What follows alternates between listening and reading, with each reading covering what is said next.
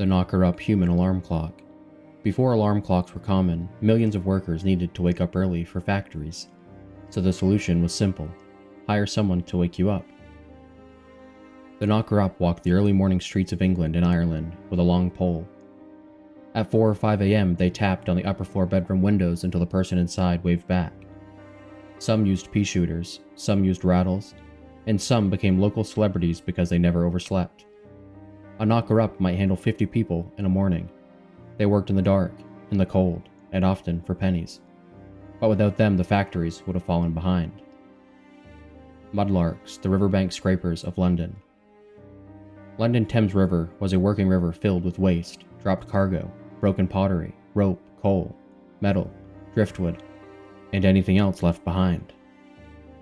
And children, often as young as 8, scavenged it. These were the mudlarks. Barefoot, clothes torn, walking through thick mud searching for anything worth a penny. Copper nails, lost tools, scraps of wood, coal washed from barges, sometimes even valuables dropped from cargo ships.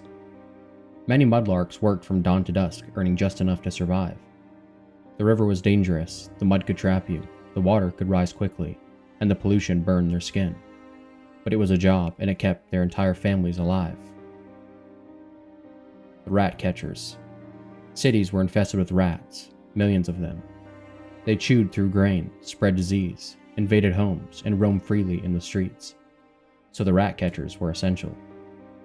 Some of the rat catchers used dogs, traps, poison, but some only used their bare hands. Many street rat catchers became locally famous, like Jack Black, the Queen's official rat catcher, who bred rare-colored rats for Victorian ladies to keep as pets. It was filthy work and dangerous, often done at night, but the cities depended on them. Crossing sweepers, the street cleaners of wealthy districts. Horse-drawn transportation ruled the 1800s. That meant manure everywhere. Wealthy people were tired of stepping in it and smelling it. So children and disabled veterans began sweeping clean strips across busy roads, creating safe crossings. They didn't have salaries, people just tipped them.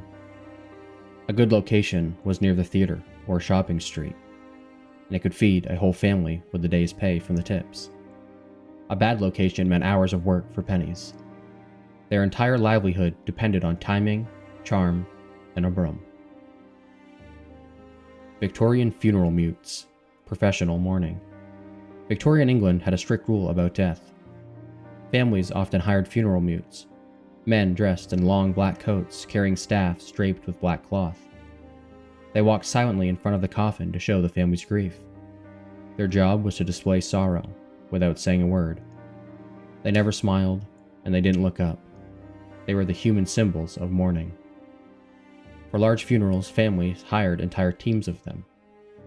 And by the late 1800s, funeral mutes started disappearing as customs changed, but photographs of them remain. Matchstick girls, factories of fire and poison. Matches were in huge demand. Everyone used them, in homes, factories, and city streets. But matchstick factories were some of the most dangerous workplaces of the century. Young girls dipped match heads into white phosphorus, a chemical that caused a horrifying condition called phossy jaw. Their jawbone would rot away.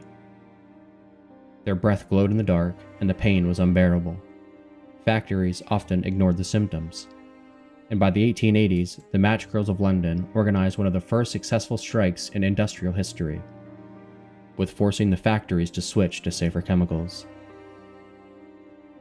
Navvies, the river and canal diggers. Navvies built the railroads, canals, sewers, and bridges that shaped the modern world. They dug trenches by hand, moved tons of stone and mud every day, worked in freezing water, and lived in makeshift camps.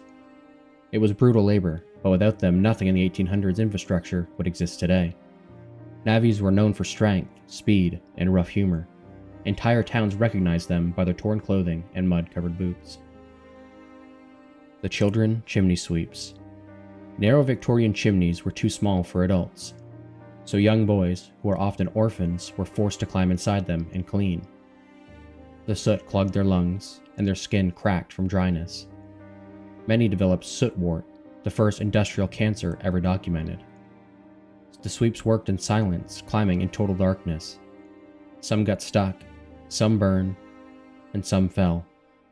But the job existed because the world demanded clean chimneys. And by the mid-1800s, reform finally began banning the use of children. But the images left behind show how common this job once was. Resurrectionist. Body snatchers for medical schools. Medical schools needed bodies for anatomy lessons, but legal supply was tiny. So the solution came from the shadows. The resurrectionist, or body snatchers, dug up freshly buried bodies and sold them to surgeons. A skilled resurrectionist could dig, lift the body, replace the earth, and leave without a trace, all before sunrise. The work was highly illegal, dangerous, but also highly profitable. Some famous cases, like Burke and Hare in Scotland, even escalated into murder to keep up supply. The leech collectors. Medicine still believed heavily in bloodletting during this time. The doctors needed leeches, and thousands of them. So leech collectors waded into ponds and marshes, letting leeches attach to their bare legs. And once enough clung on, they scraped them into jars. Some collectors permanently scarred their legs, some suffered infections, and some grew weak from repeated blood loss. Night soilmen. Indoor plumbing was rare in the early 1800s. Most homes used privy pits, deep holes beneath outdoor toilets. As these pits filled slowly, someone had to empty them. The night soilmen worked silently around 1 or 2 a.m., hauling out buckets of human waste and carting them outside the city. It was a harsh job. It was cold, smelled, and paid bad. But the huge cities like London, New York, and Paris depended on them to stay livable. Lamplighters. Turning on the world. Before electricity, cities depended on gas lamps. At sundown, lamplighters walked along long routes carrying small ladders and flame-tipped poles. They lit each lamp one by one, and sometimes even hundreds per night. At dawn, they walked the same route to extinguish them. Lamplighters were some of the most recognizable figures in the old cities, often wearing distinctive coats so people could find them in the dark. And by the 1890s, electric lighting slowly made them disappear. The sewer hunters. London sewers weren't fully enclosed until the late 1800s. Before then, the sewer hunters climbed into storm drains and old sewer tunnels looking for lost coins, tools, jewelry, and anything washed in by the city. They wore thick boots and belts covered in small lanterns.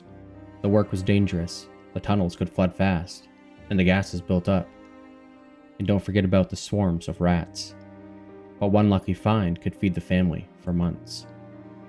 The ice cutters. Before refrigerators existed, people still needed ice. Restaurants, hospitals, wealthy homes, and entire cities depended on huge blocks on frozen lakes to cool food, preserve meat, and make early ice boxes work. And the only way to get it was to cut it out of the earth. Ice cutters worked in brutal winter conditions. The men stood frozen on lakes at dawn, dragging long saws and chisels behind them. They scored the surface into massive grids, letting the ice crack in clean lines. Then the horses pulled the sleds loaded with blocks that weighed hundreds of pounds each. It was hard and cold work, but the ice was money. And a strong crew could harvest thousands of pounds a day, enough to supply the cities hundreds of miles away. Ice houses insulated with sawdust stored the blocks year-round. A block cut in January might end up cooling someone's drink in July. The telegraph boys. The telegraph changed communication forever, but someone still had to bring the final message to your door. That was the job of the telegraph boy, usually a child between 12 to 16, dressed in a dark uniform and cap, riding fast on a bicycle through crowded city streets. Telegraph boys delivered everything: messages from soldiers, bank transfers, birthday greetings, emergency notices, and most painfully, the news of death. They were trained to stand tall, speak clearly, and never show emotion, even when handing someone the worst message of their life. Some became small legends in their town, known for speed or perfect memory of routes. Others simply tried to survive long shifts with few breaks.